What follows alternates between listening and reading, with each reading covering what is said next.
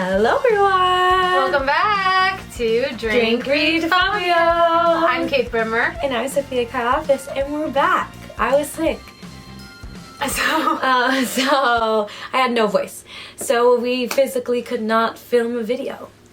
But now we're back and we're going to film our top 10 books of the year. Yeah.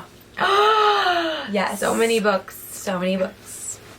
So let's get started. Let's do it. We talked about most of these books a lot, so we won't go too much in depth. So if you want to know more about them, go to our other videos. Anything else. Because we talk about them a lot. But you guys know. You guys know. And these aren't in order regardless. No, it's just order. like the ones we like. Yeah, top 10. Mine is a quart of... Oh, we both chose a quart of Silver Flames. And then I have a quart of Mist and Fury. And I have a quart of Wings and Ruin, which is the third and fifth book, and a quart of Thorns and Roses. And y'all know, we love this series we love this so series. much. It's the best. This was my top book of the year. This was mine. Yeah. So there you go. Read them. Read them. Moving on. Moving on. Another book we talk about A lot. all the time. Our favorite romance book of the whole year. Love in Other Words by Christina Lauren. It's so freaking stinking cute. It's everything you want from a romance book. It's basically about these two childhood best friends who grow up together, going to this lake house at the summer, their own lake houses at their neighbors, and they bond over reading, and they have this little reading room in their house. And then they have a falling out, and then they don't talk for a while, and then they rekindle as adults. And you have to see, do they fall back in love? And it's really cute. Yes. And the last one that we both chose for our top 10. I'm Glad My Mom Died. The memoir of Jennette McCurdy. Mm-hmm. So good. Her life is so interesting in the way that she uses humor to kind of help cope and to tell this really heartbreaking story of her life is amazing. Yeah. She goes through her struggles of being a child actor and how that leads her into bad avenues and how she got out of that, and it's just really, really good. It's really good. All right. So now those were the books that we both picked together. So everything else now is these are our own books. All right. So my first one is The Seven Husbands of Evelyn Hugo. Guys, this book is so good. So good. By Taylor Jenkins Reid.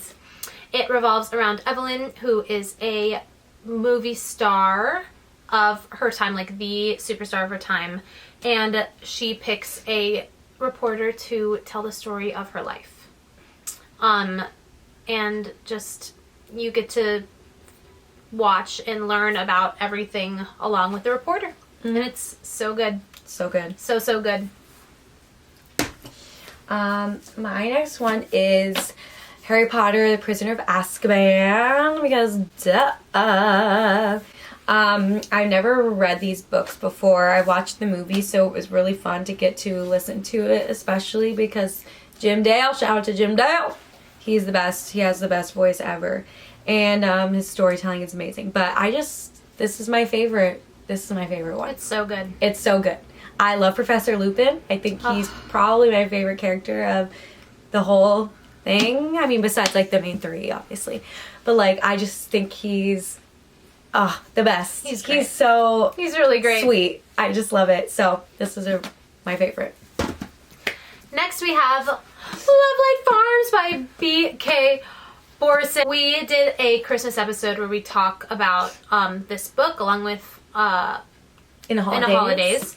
And I was obsessed, you guys. I loved this book so much, and I read it right at the end of the year, and it quickly became one of my favorite books of the year. It's so cute. So cute. It's friends to lovers romance revolving in a Christmas tree farm. Are you kidding me? Are you kidding me? Moving on. So cute. So I'm going to talk about both these books kind of together. Okay. Because Stephanie Garber, she's got a chokehold on me and a lot of other people.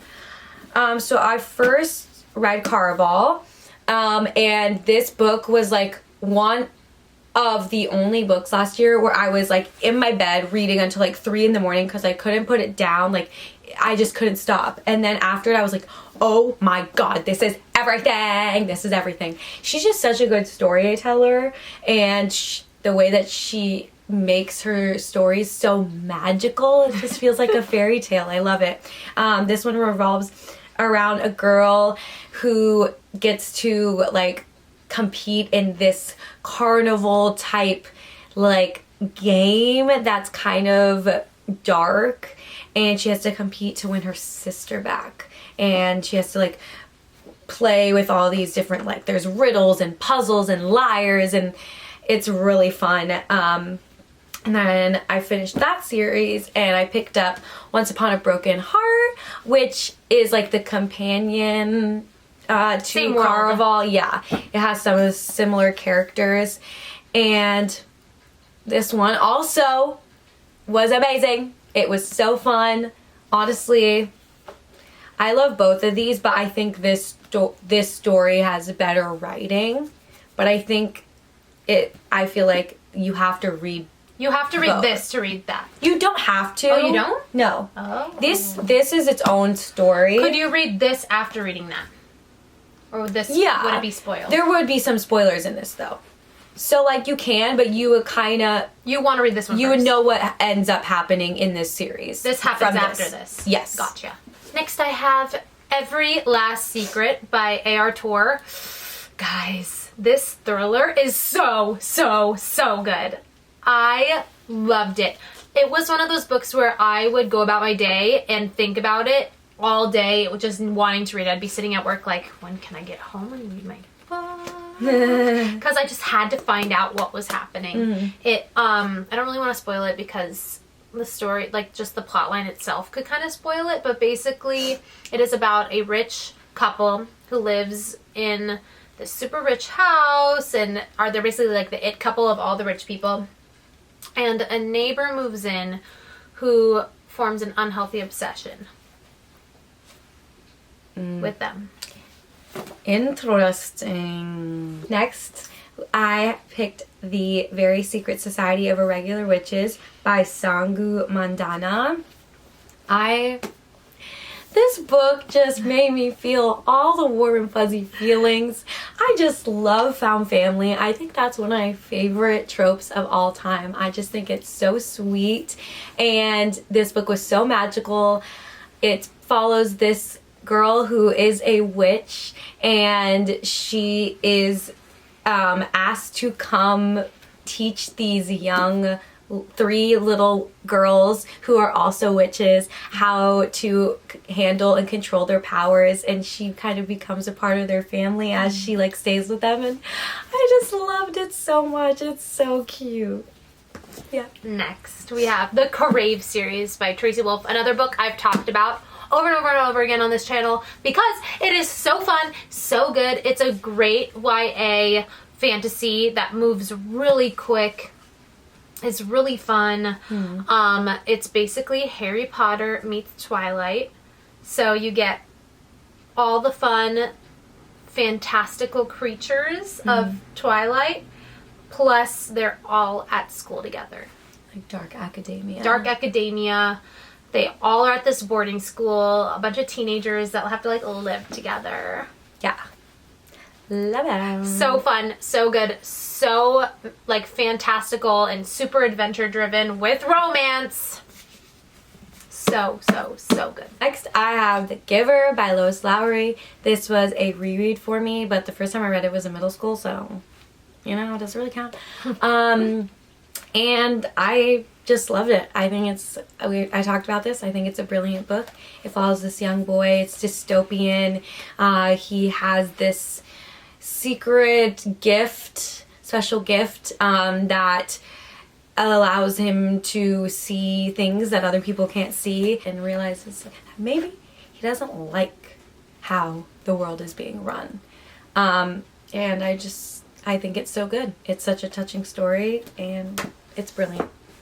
Next we have From Blood and Ash by Jennifer L. Armentrout.